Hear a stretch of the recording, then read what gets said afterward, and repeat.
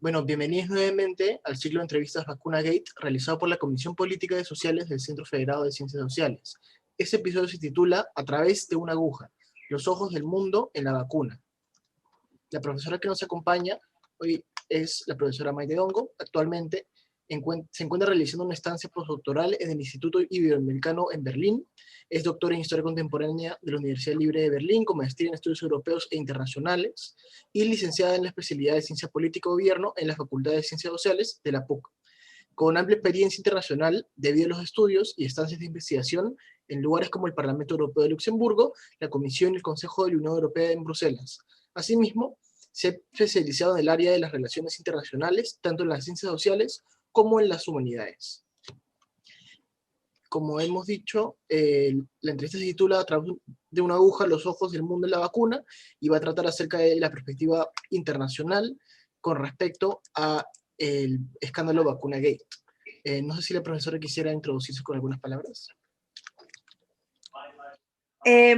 Bueno, yo soy profesora actualmente del Departamento de Ciencias Sociales y enseño especialmente en la especialidad de Ciencia Política y en la nueva especialidad de Relaciones Internacionales.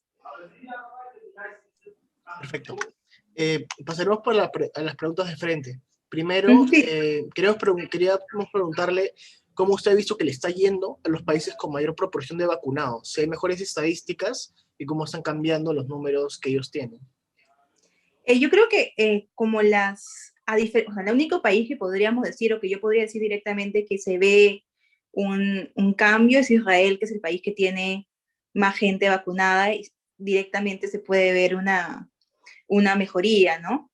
En el caso de otros países que ya empezaron la vacunación no está siendo tan rápida como se esperaba o como se quisiera.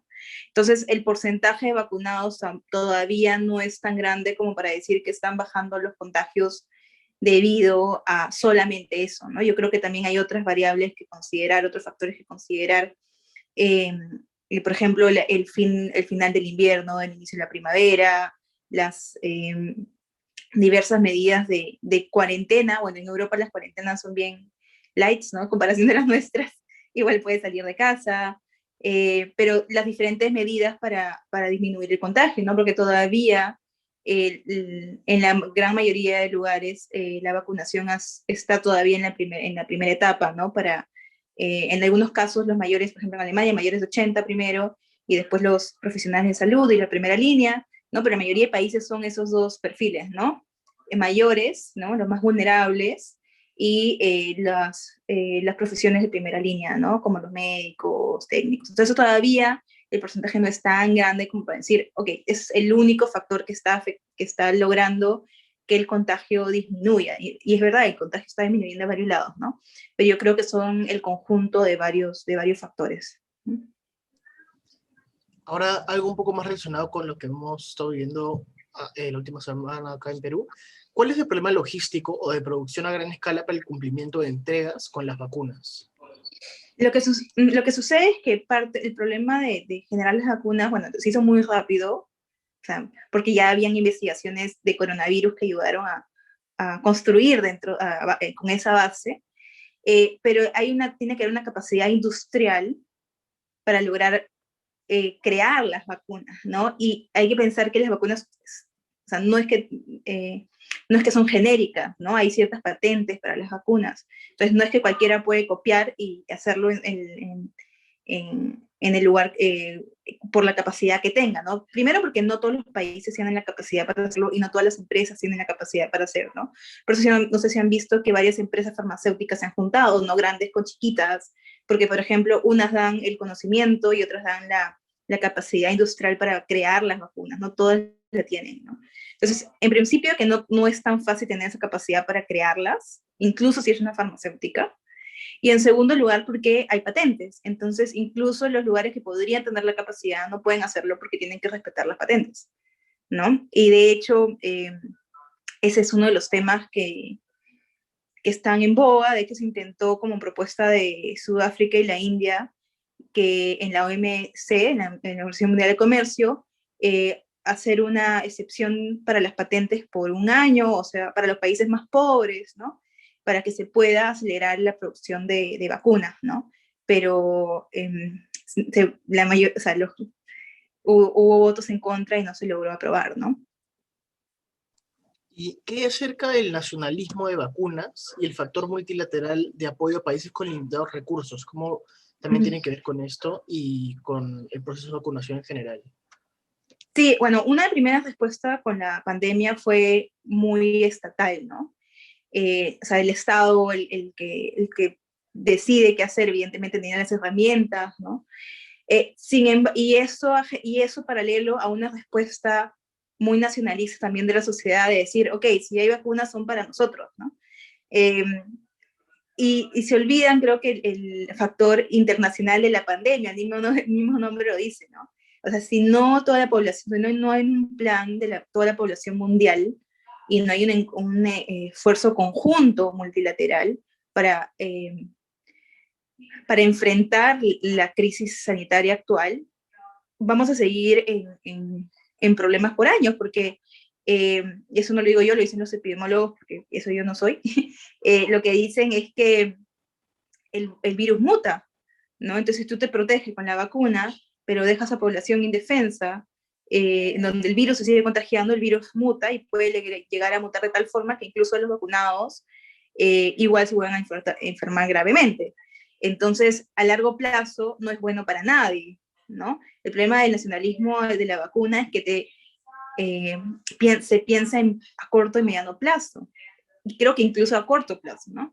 A mediano y largo plazo, lo que nos conviene a todos es hacer un esfuerzo conjunto, ¿no? Para que toda la población mundial tenga acceso a la vacuna con criterios epidemiológicos y no con criterios nacionalistas o simplemente económicos incluso, ¿no? Porque no es el criterio que se tiene que usar ahora.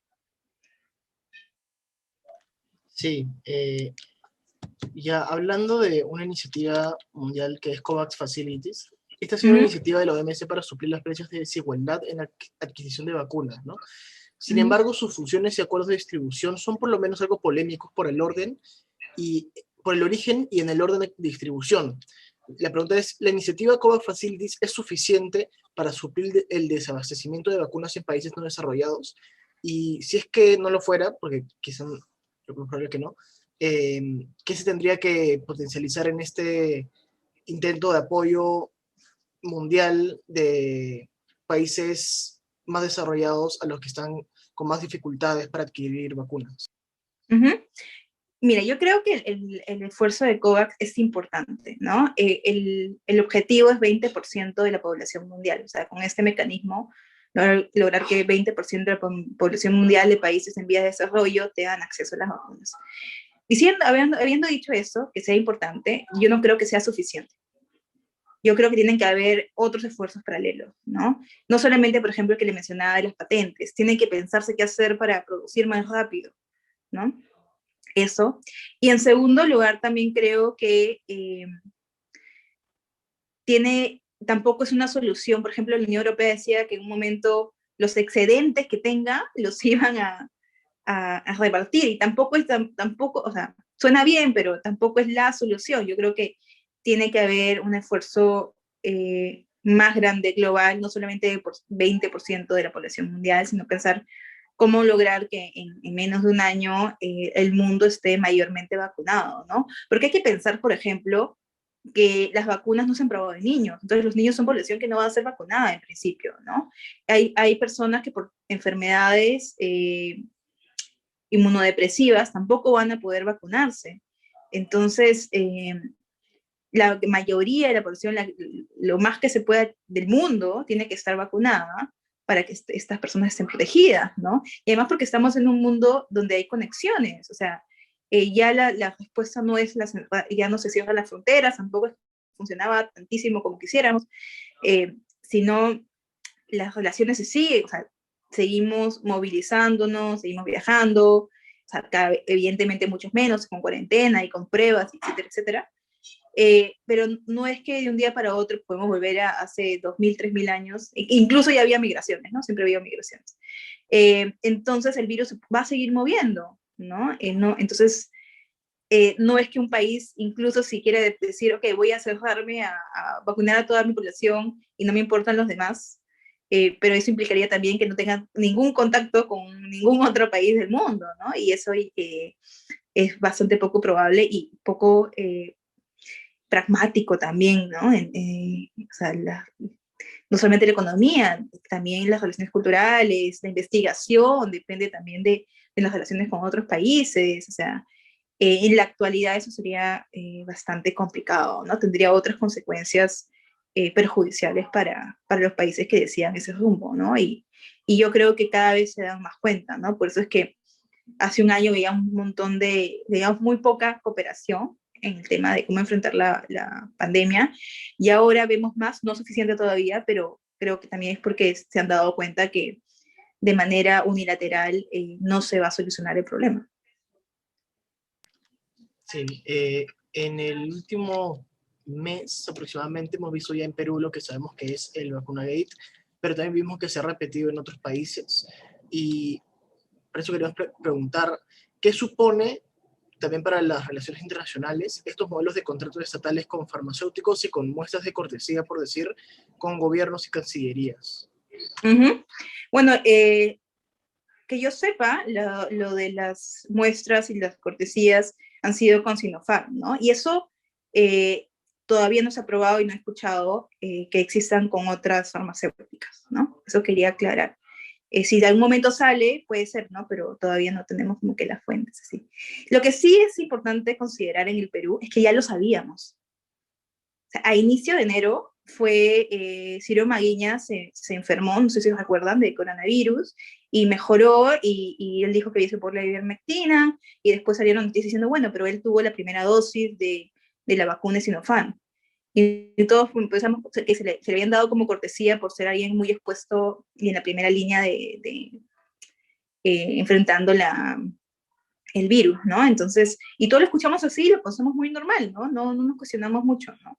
Y también sabíamos que Sinopharm le había dado, o las dos vacunas chinas, ¿no? Que vienen en China, habían dado muestras a varios países del mundo, ¿no? Eso se sabía, pero no conectamos, ¿no? ¿Qué implicaba eso? No conectamos que las implicancias legales que tiene eso en términos de que todavía, por ejemplo, no había un permiso en el Perú, en el caso del Perú, ¿no? Y no sabíamos que eso también necesariamente se había hecho a gran escala con tanta gente en el Perú, ¿no? Pensamos que era algo más formalizado, ¿no? Que se hacía normalmente.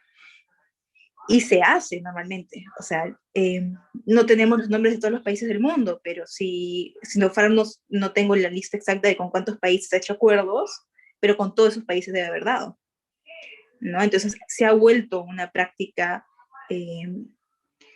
más o menos normalizada, ¿no? Que ciertos cargos públicos tengan acceso a la vacuna antes de los que deberían estar en la primera línea, que ese es un problema. Y el otro problema es que todavía no había pasado el proceso de que se convierta en una vacuna, todavía era un experimento, ¿no? Que eso es un argumento mucho más técnico, ¿no? Que yo he escuchado de los especialistas, de los especialistas en biotecnología, etcétera, ¿no?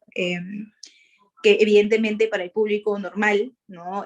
Alguien que no es biólogo, alguien que no es médico, que no está detrás de las normas éticas, detrás de ese tipo de investigaciones, lo que nos escandaliza es, ay, ¿por qué no se los dieron a los doctores? ¿No? Lo que escandaliza a los especialistas en esa área es, no es que se lo dieran a los doctores, es que todavía era un experimento y no se debía dar a nadie, ¿no? Pero en esas circunstancias uno dice, bueno, ¿qué hacías con esas vacunas? Entonces, este tipo de nuevos escenarios, ¿no? Nos plantean nuevos retos éticos, ¿no? Y pensar qué se tienen que hacer ante esas circunstancias, ¿no? Y eso es lo que creo que deberíamos estar pensando, pensar qué hacer en esas circunstancias, cuál sería lo éticamente correcto si te dan este tipo de vacunas extras, ¿no? Y creo que por ahí también debería girar en torno la discusión, ¿no? ¿Qué hacer frente a ese nuevo fenómeno, ¿no? Que está en base a fenómenos globales que sucedían desde antes, porque como tú bien has mencionado, eso no solamente pasaba en Perú y no solamente pasaba en América Latina, Hay escándalos en España, hay escándalos en Alemania, en Polonia, etcétera, ¿no? De gente que ha recibido la vacuna antes de lo que debería, ¿no? Y siempre con el argumento que eran vacunas que sobraban, que se iban a perder. Entonces, creo que es un fenómeno más global. Tal vez en América Latina, en Perú, en Argentina, es mucho, la cantidad de escándalo es mayor porque son muchas más personas. Eh, pero tiene que haber también que ver con esto de el acceso a privilegios, porque es un privilegio, eh, antes de tener los criterios no solamente humanitarios, que deberían ser como que lo básico, sino también técnicos, ¿no? Porque inmunizar a un médico o inmunizar a un enfermero, a alguien que realmente está en la primera línea, o a una persona de mayor edad, tiene mucho mayor impacto en disminución de muertes, ¿no? Si la mayoría de la gente que está enfermando más, y eso en todo el mundo, son gente que se enferma grave, son gente mayor, ¿no? Y con comorbilidades. Entonces, eso también ayuda a que el sistema sanitario se congestione y es bueno para todos, ¿no? Pero lamentablemente no siempre es el criterio que se está manteniendo, ¿no? En estas decisiones, lamentablemente personales también que han hecho muchos políticos, ¿no? Sí, regresando un poco a lo que habías mencionado antes con respecto a las patentes. Bueno, la pregunta es si es posible una condonación humanitaria para liberar alguna patente de vacuna y democratizar el suministro, pero también dijiste que se llevó una solicitud similar, pero por la cantidad de votos no alcanzó. Entonces,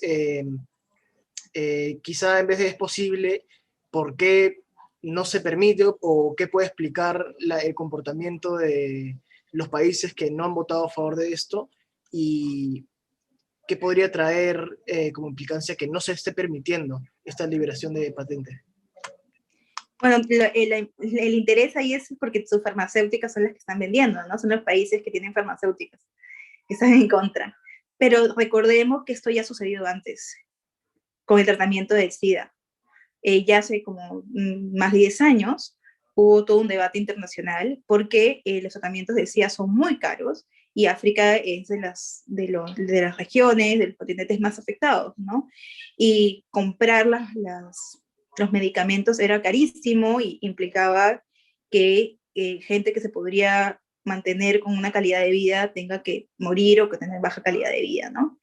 Y hubo todo un debate internacional porque la India produce lo mismo. La India tiene como que ciertas normativas de patentes, tiene patentes, pero duran menos años y tienen como un mecanismo de compensación. Hacen genéricos y un porcentaje de lo que venden los genéricos, no me acuerdo cuánto porcentaje, va a la farmacéutica que creó el medicamento. Tienen otro tipo, ¿no? Y gracias a esa presión internacional que se hizo,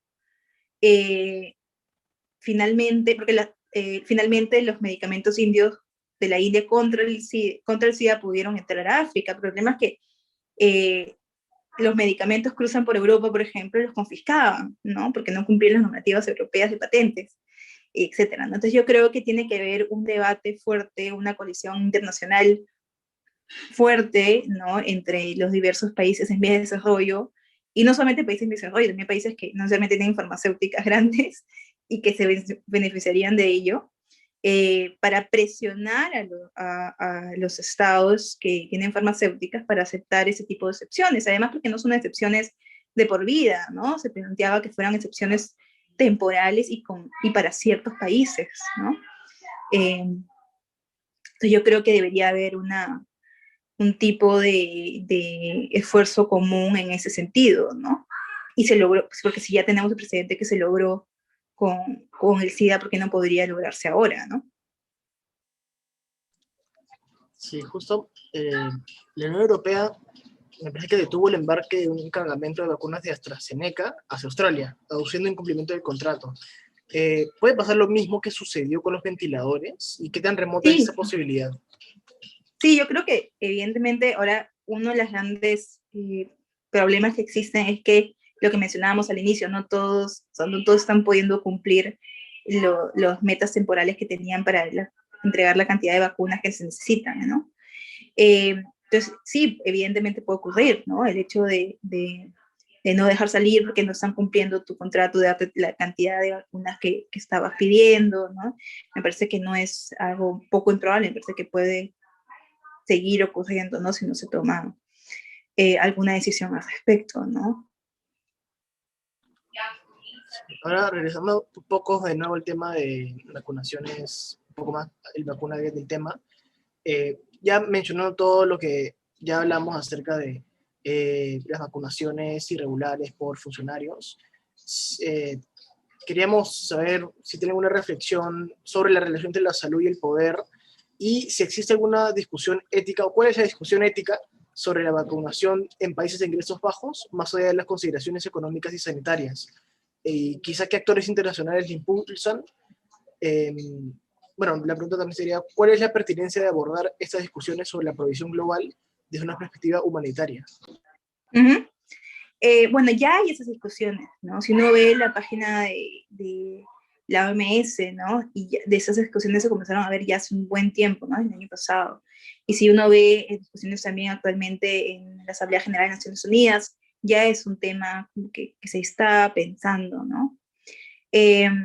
La cuestión es lograr una coalición grande a nivel internacional que se ponga de acuerdo, ¿no? En una propuesta clara, como por ejemplo esta de las patentes, ¿no? Y que lograr presionar para que los países con farmacéuticas acepten ese tipo de posiciones, ¿no?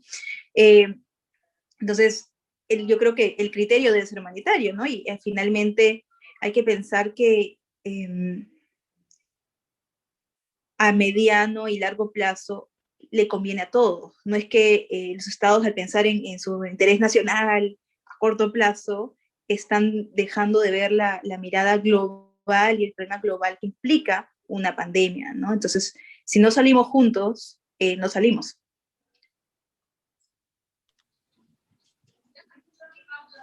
Justo, bueno, hablando de esto, ¿cuál es su perspectiva acerca de la pandemia? Obviamente no se está a favor o en contra, pero ¿nos acercamos ya a soluciones al final del túnel o faltan varios países que deben vacunarse? Y eso tomando en cuenta que la vacunación tampoco es fin de pandemia, ¿no? Pero justamente su comentario de que no podemos estar solos, sino que tenemos que salir de esto en conjunto, si no en verdad no se sale, nos hace pensar también en qué tan cerca estamos del final, por decir. Yo creo que lo que pasa es que hay una gran asimetría y desigualdad en cómo se está viviendo en la pandemia en diferentes lados del mundo. Y ustedes comentaban, y yo he venido hace poquito a Alemania a hacer el estancia postdoctoral, y la diferencia de calidad de vida acá en la pandemia, igual el año pasado salían a las calles de protestar porque tenían que usar mascarilla en la calle. Acá la gente no tiene que usar mascarilla en la calle, tiene que usar en espacios públicos cerrados, ¿no? De 100.000 personas hay 50 contagiadas. O sea, los niños la próxima semana ya van a abrir los nidos y los colegios a todo su potencial, ¿no? O sea, las consecuencias sociales, sanitarias que hemos vivido, los países en vía de desarrollo, son mucho más fuertes de lo que están viviendo en los países con sistemas sanitarios mucho más reforzados y con un sistema social mucho más fuerte de protección, ¿no? de, de seguro por desempleo, donde los espacios públicos son mucho más grandes, en donde ir al parque no implica una alta probabilidad de contagio, como sí sucede en nuestro país, por ejemplo, ¿no? Entonces yo también creo que eso hace que la perspectiva sea diferente, ¿no? Tal vez en Europa, donde los países europeos que están controlando, está como que embajada de contagio, sí sea como medio salida, ¿no? Porque el verano mejora los números, pasó el año pasado, y su vida vuelve a casi ser lo normal. Los niños casi no lo han sentido acá, por ejemplo, ¿no? Gran diferencia con los millones de niños en los países en vía de desarrollo que hace más de un año no van a la escuela y no tienen esa relación social que necesitan, especialmente en esos años de su vida, ¿no? Entonces, salir del túnel depende de dónde, ¿no? Yo creo que todavía a los países con muchas más deficiencias, o sea, estructurales, nos va a costar mucho más salir, y el problema de eso es que puede ahondar las brechas que ya existentes, ¿no?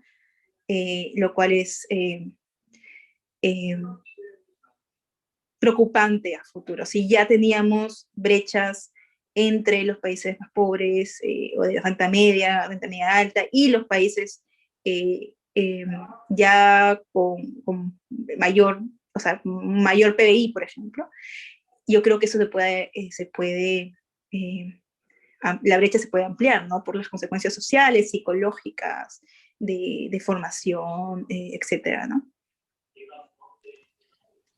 Bueno, hablando de los países que han podido manejar esto y los que no, y cuáles tienen la mejor estructura para hacerlo, ¿cuál es la evaluación que se puede dar al tratamiento del manejo y las soluciones que han dado y trabajado el gobierno chino? Porque es uno de los pocos países que no ha vacunado a la mayoría de su población, pero también tiene más control de los rebrotes y de los contagios. Exacto. Sí, porque China además su orden de vacunación es diferente, ¿no? Hay diferentes prioridades, pero porque tienen muy bien controlado esto del seguimiento de los contagios, ¿no? Yo creo que eso es súper clave. O sea, no solamente en China eso explica el hecho de que no tengan que haber tenido que vacunar a todos para controlar el contagio, ¿no? Pero también explica los buenos resultados en otros países, ¿no? También, por ejemplo, en Alemania, si has tenido contacto con alguien que está contagiado, tienes que quedarte en casa, por si acaso, los 10 días, y te controlan eso, y puedes tener visitas médicas incluso, ¿no? Entonces, eso hace que el virus no se siga contagiando, o sea, reproduciendo, ¿no? Entonces, esto lo pueden hacer los países que tenían la capacidad previa a poder rastrear y que conocen a su población, que tienen los registros adecuados de su población, que sabe dónde vive la gente, ¿no? Recordemos en nuestro país, ¿quién vive? No todos viven en la dirección del DNI, ¿no? Tienes un 80% de informalidad casi, ¿no? Entonces, no sabes si todos están trabajando. No tienes un padrón que te diga quién está empleado o desempleado, ¿no? Tienes números, pero hay muchos errores en esos padrones y no son algo que se pueden solucionar de un día para otro. Entonces, yo creo que es importante pensar que las consecuencias de la pandemia no están solamente creando nuevos escenarios, sino que reflejan problemas previos que ya teníamos o capacidades que otros países ya tenían y nosotros no, ¿no? Como el poder seguir. Nosotros que nos encantaría hacer el seguimiento en Perú, que hagan el seguimiento de los contagios, ¿no? Pero sabemos que lamentablemente es bien complicado hacerlo, ¿no? Porque si no tenemos una lista de las personas que deben recibir, adecuada para recibir el bono incluso, cómo vamos a seguir a los que se han contagiado y saber exactamente con quiénes se han juntado y con quiénes se han cruzado, ¿no? Sí, ya bien, creo que las últimas dos preguntas, así que se puede explayarse como usted quiera. Primero, con respecto a la carrera por encontrar la vacuna, ¿qué posición diría usted que tiene en la balanza? ¿O qué perspectiva de las relaciones internacionales podría relacionarlo? ¿A una más liberal, populista, realista, o como usted quiera describirlo? La búsqueda de las vacunas. La carrera por encontrar la vacuna. Es que lo que pasa es que hay dos carreras, yo creo. La primera carrera era por la vacuna que sea más rápida, ¿no? ¿Ok? Y después hay otra carrera que se está haciendo paralelamente, que es la vacuna más efectiva a largo plazo, que sigue investigación. Hay un montón de vacunas que están investigando todavía, ¿no? Entonces, la primera era evidentemente, había también una cuestión de prestigio, podríamos hablar incluso de prestigio, ¿no? Por ejemplo, con Rusia o con China, el prestigio que le da, ¿no? La diplomacia y las vacunas, también se le dice, ¿no? De ser el proveedor de vacunas, ¿no? Especialmente en un mundo en donde Estados Unidos no ha sido el líder de la estrategia frente a la pandemia, ¿no? En otros momentos, con el ébola, por ejemplo, Estados Unidos lideró la estrategia contra el ébola, ¿no? Y tuvo una respuesta rápida, mandaron gente, para especialistas para controlar en el brote que había surgido el ébola, ¿no? En el caso de la pandemia del COVID-19, Estados Unidos no ha sido líder, no ha querido serlo, y se ha centrado en su una estrategia interna, y su estrategia interna además ha sido mala, ¿no? O sea, con todas las capacidades que debería haber tenido para lograrlo, igual han sido como que el país con más muertos, y no es un ejemplo, ¿no? Y hay que recordar que las potencias no solamente tienen que tener, o sea, los países importantes, las potencias, no solamente tienen que tener poder o recursos, sino que también tienen que tener prestigio y una cierta capacidad de influencia en los demás países, ¿no? Entonces, en este contexto, ¿no? La vacuna sirve para reforzar el auge o reauge de ciertos países, en el caso de China, ¿no? Pero también en el caso de Rusia como reemergente, ¿no? Como potencia reemergente, ¿no? Y muestra cierta capacidad que a nivel internacional y refuerza sus relaciones con países que quieren la vacuna o que los ven nuevamente como, en el caso de Rusia, por ejemplo, como una opción dentro de las potencias, ¿no? Entonces, eso con la vacuna y también con, por ejemplo, en el caso de China, con los productos necesarios para enfrentar la pandemia, que no solamente la vacuna, también los respiradores y las mascarillas, etcétera, ¿no? Una pregunta que se me ocurrió justo hace lo que ha dicho.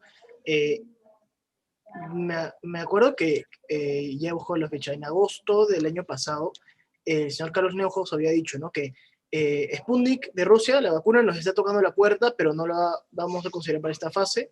Y ahora vemos cómo, ya por ese tema de vacunas privadas, públicas, como sea, vemos a municipalidades, vemos a empresarios, vemos a diferentes personas hacer un pedido abierto, digamos, a Rusia para que traigan vacunas, para que la municipalidad, me acuerdo que el alcalde de La Molina creo que está diciendo eso.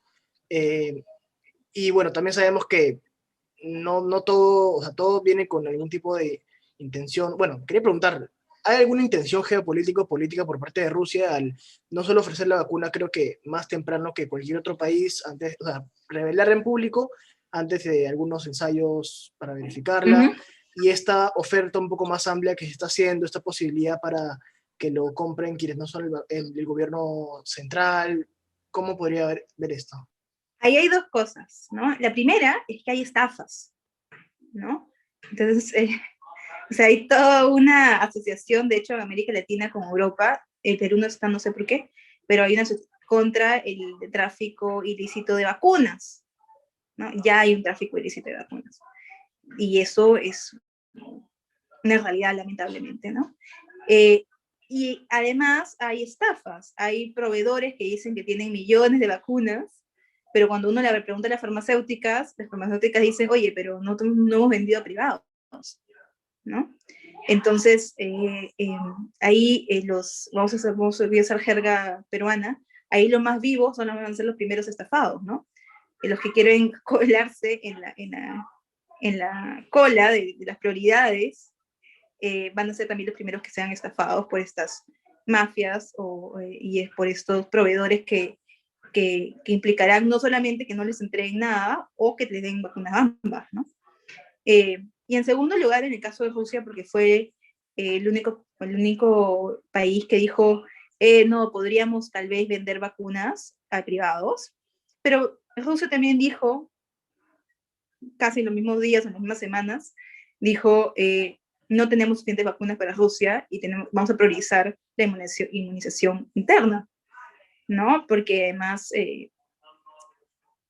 la vacuna no solamente es una cuestión, no es solamente un bien que te ayuda en términos de, no sé, geopolíticos, a tener cierto prestigio externo, sino también interno, ¿no? Si, que tu población, tus electores estén contentos contigo, ¿no? Por ejemplo, entonces, evidentemente, saltarte o vender las vacunas cuando tienes todavía muchos muertos o mucho contagio, internamente no le conviene a los países. Y creo que en el caso de Rusia, sirve, o sea, dicen esto para darse cierto prestigio internacional, pero en términos prácticos, ¿qué tanto lo pueden hacer? Me parece un poco o sea, me parece más complicado, me parece un poco ingenuo también de algunas personas o incluso empresarios o gobernadores de gobiernos locales que, que no sopesen también la situación interna de los países, o en el caso de Rusia, de lo que están proponiendo, ¿no?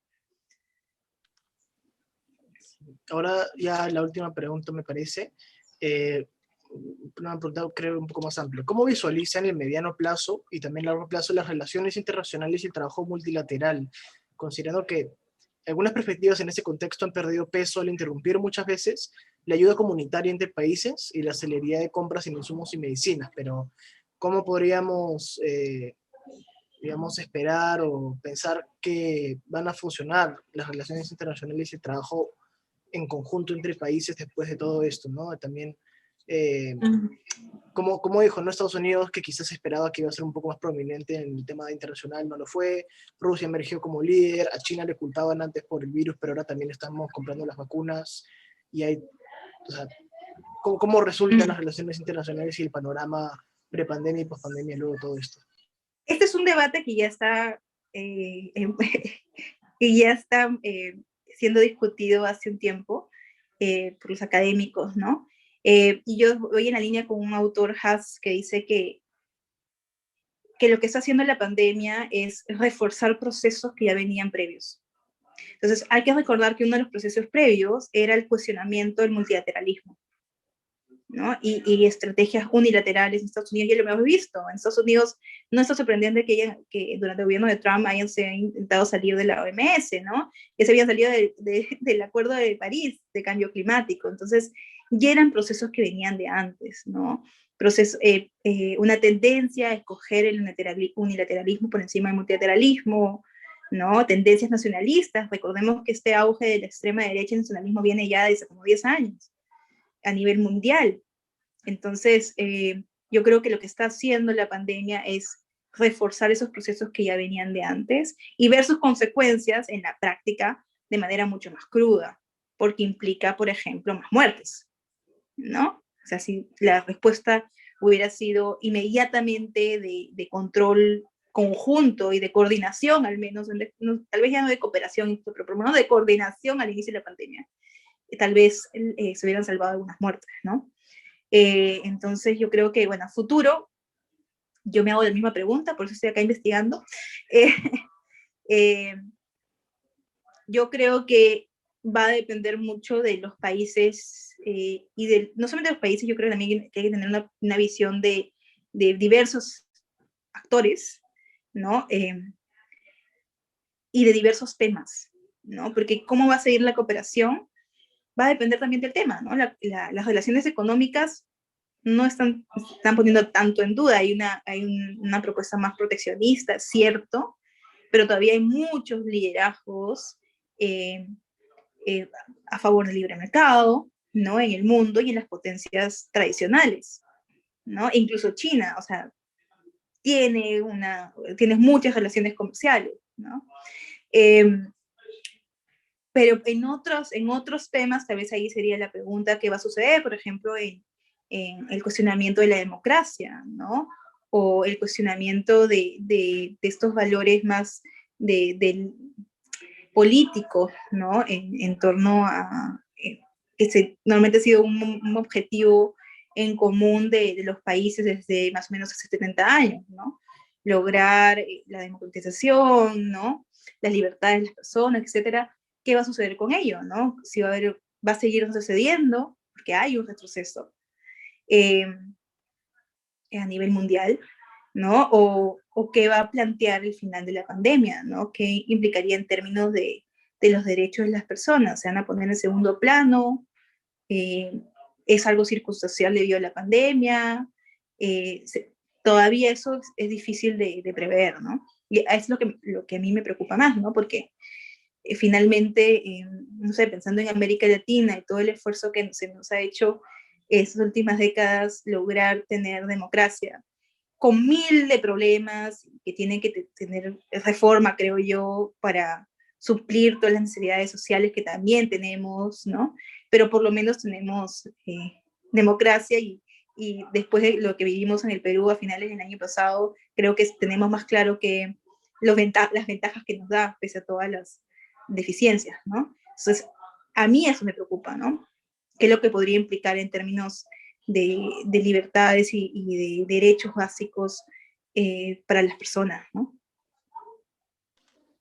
Bueno, creo que eso es todo. Muchas gracias, profesora, por estar acá y responder estas preguntas. Ha sido bien informativo y bastante, eh, nada, bastante gracias por parte de la Comisión Políticas Sociales y la comunidad para estar más informados de estos temas desde las ciencias sociales y humanidades. Sí, Hasta también luego, gracias a ustedes por la invitación.